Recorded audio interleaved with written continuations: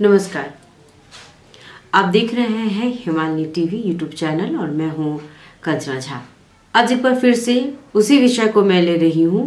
युवाओं का जो आक्रोश है, आप शायद भूले नहीं होंगे शुक्रवार की दोपहर जो घटना घटी है। सच कहूं तो शुक्रवार की दोपहर को जो घटना घटी, लोग उससे अभी भी बाहर नहीं आ पाए हैं। कारण स्पष्ट है कि किसी का जाना, वो भी एक भीड़ जो आंदोलित थी, आक्रोश में थी, सरकार से नाराज थी, बेरोजगारी से परेशान थी, उस हाल में युवा सड़क पर थे।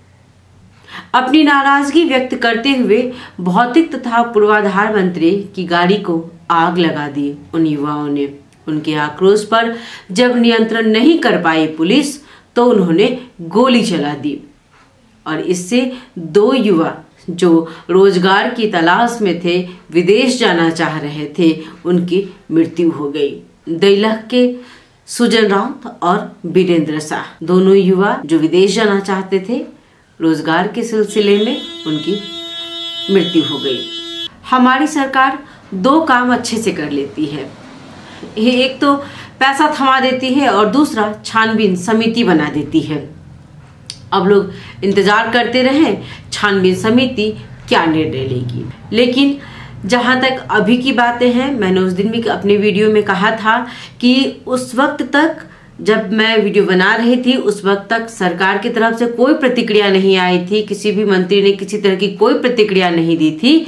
लेकिन आज जो है, आज सोमवार का दिन है और 1 जनवरी, जबकि लोग नया वर्ष मना रहे हैं, तो उप प्रधानमंत्री और गृह मंत्री नारायण काजी श्रेष्ठ ने प्रतिबद्धता जताते हुए कहा है कि बाल कुमारी घटना में जो दोषी पाए जाएंगे, उनमें से किसी को भी नहीं छोड़ा जाएगा, सभी पर कार्रवाई की जाएगी। लेकिन इसके पीछे क्यों नहीं जाना चाहती है सरकार और नेता? जो देश आखिर क्यों छोड़ना चाह रहे हैं? क्यों उन्हें अपना देश नहीं चाहिए? क्यों अपना घर परिवार छोड़कर किसी और के देश में जाकर रहना चाहते हैं, जहां कोई अपना नहीं है, लेकिन आवश्यकता है, जरूरत है, तभी तो जा रहे हैं। असली बात तो जनता और सरकार दोनों जानती है कि लोग बाहर क्यों जाना चाह रहे हैं। अब आइए, नेपाल की कुल जनसंख्या है 2,91,00,000, जिसमें से 21,68,000 लोग विदेश में हैं। इस तथ्यांक में भारत कहीं भी शामिल नहीं है, क्योंकि भारत में कितने लोग हैं इसका तथ्यांक किसी के पास नहीं है।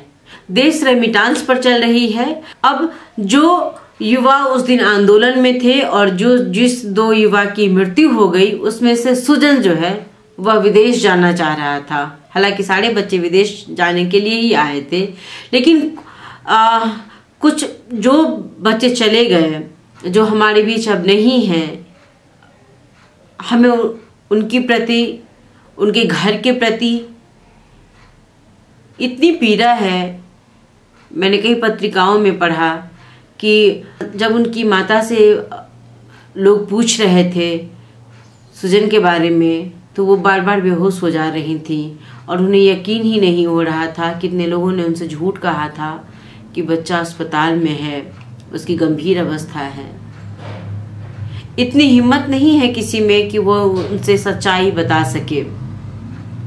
अब सुजन क्यों विदेश जाना चाह रहा था? सुजन विदेश जाना चाहता था क्योंकि उसके बीमार पिता के इलाज में इतने खर्चे हो गए थे, उसने इतना ऋण ले लिया था कि वो चुका नहीं पा रहा था।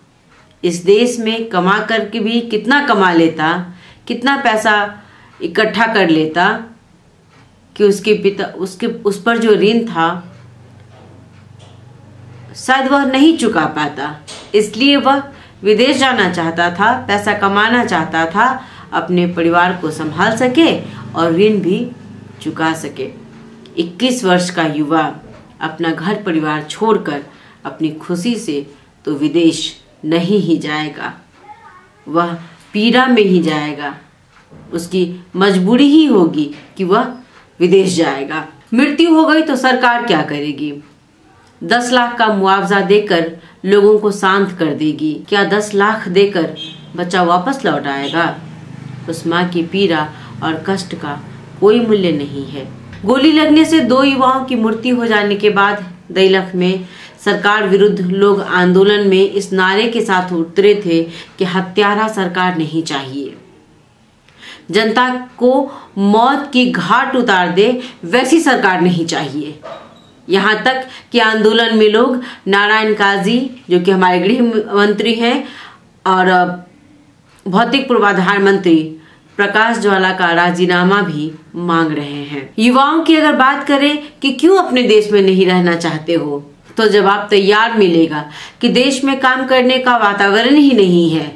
महंगाई बढ़ रही है लेकिन वेतन में उतनी बढ़ोतरी नहीं हो रही है। प्राइवेट संस्था का भी वही हाल है। ऐसे में क्या करें? विदेश नहीं जाएं तो क्या करें? सरकार के पास कोई दूरगामी योजना नहीं है युवाओं को अपने देश में रोकने के लिए। उनका कहना है कि हम तो तब रुकेंगे ना जब हमारे देश में काम अनुसार दाम मिलेगा। हम अपने परिवार को 2 वक्त की रोटी दे सकेंगे। आने वाले दिनों में यदि सरकार और देश के बुद्धिजीवी ने इस बारे में नहीं सोचा तो आज से 20-25 वर्ष के बाद नेपाल वृद्ध वृद्धाओं का देश कहलाएगा। युवाओं को अपने देश में रखना है तो सबसे पहले उसकी शिक्षा, स्वास्थ्य और रोजगार की व्यवस्था करे सरकार।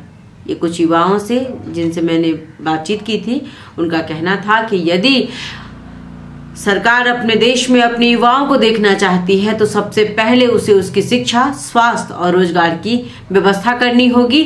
नहीं तो 20-25 वर्ष के बाद नेपाल में युवा नहीं रह जाएंगे और नेपाल वृद्ध वृद्धाओं का देश कहलाएगा। और साथ ही साथ उन्होंने यह भी कहा कि अब ऐसी हर बात पर लोग सड़क पर उतरने लगेंगे।